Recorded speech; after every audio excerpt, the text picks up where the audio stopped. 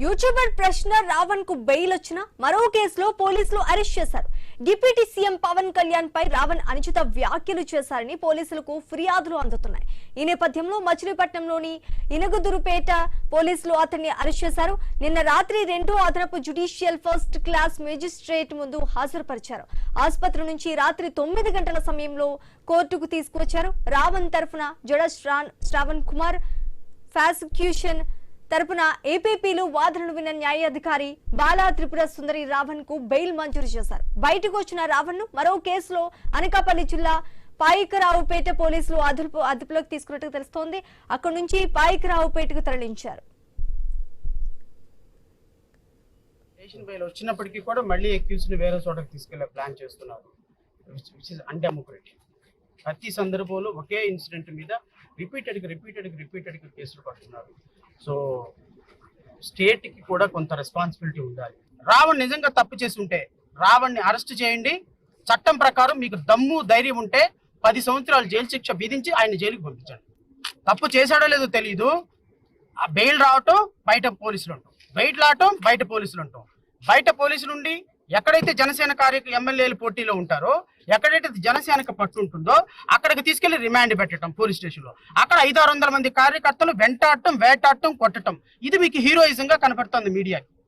ఇది మీ తెలుగుదేశం మీడియాకి హీరోయిజం గా కనపడుతుంది. ఈ యూట్యూబర్ ప్రశ్న రావణ్ కు బెయిల్ వచ్చిన మరో కేసులో పోలీసులు అరెస్ట్ చేశారు.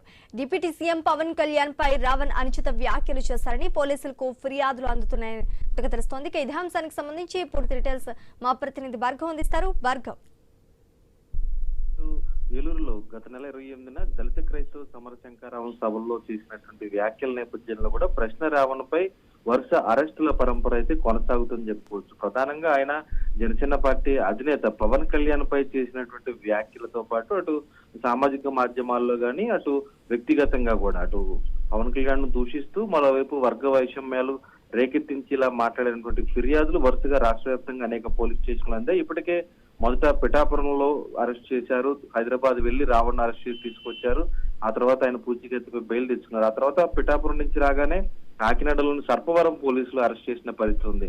ఆ తర్వాత కూడా ఆయన ఇప్పుడు 3వసారి జనసేన నాయకుడు ఉడుములు బుజ్జి ఇచ్చిన ఫిర్యాదుతో మచిలీపట్నం ఎనిదూరు పోలీస్ స్టేషన్ లో నిన్న అరెస్ట్ చేయగా ఈ కేసులో నిన్న రాత్రి మ్యాజిస్ట్రేట్ బాలా త్రిపుర సుందరి ముందు హాజరుపరచగా రావణ్ తరపున లాయర్ జడా శ్రావణ్ కుమార్, ఏదైతే జేబీఎన్ రావు పార్టీ అధినేత ఉన్నారు జడా శ్రావణ్ కుమార్, ఆయన వాదనలు వినిపించి వ్యక్తిగత పూచీకత్తుతో కూడా బెయిల్ మంజూరు చేయించడం అయితే జరిగింది. అయితే మచిలీపట్నంలో మ్యాజిస్ట్రేట్ నుంచి బయటికి రాగానే అనకాపల్లి జిల్లా పాయికరావుపేట పోలీసులు అక్కడికి చేరుకొని రావణ్ ను అరెస్ట్ చేసిన పరిస్థితి ఉంది. ఓవైపు జనసేన శ్రేణులు ప్రతి పోలీస్ స్టేషన్ వద్ద పెద్ద ఎత్తున మోహరించి రావణ్ కు వ్యతిరేకంగా నినాదాలు చేయడం, అతను మాకు అప్పగించినట్టు తీవ్రమైనటువంటి ఆగ్రహాలు వ్యక్తం చేయడం జరిగింది. మరోవైపు రావణ్ కు మద్దతుగా కూడా అటు దళిత సంఘాలు గానీ దళిత క్రైస్తవ సంఘాలు గానీ వచ్చిన నేపథ్యంలో ప్రస్తుతం పాయికరావుపేట పోలీసులు అతను అదుపులోకి తీసుకొని తరలించిన పరిస్థితి ఉంది.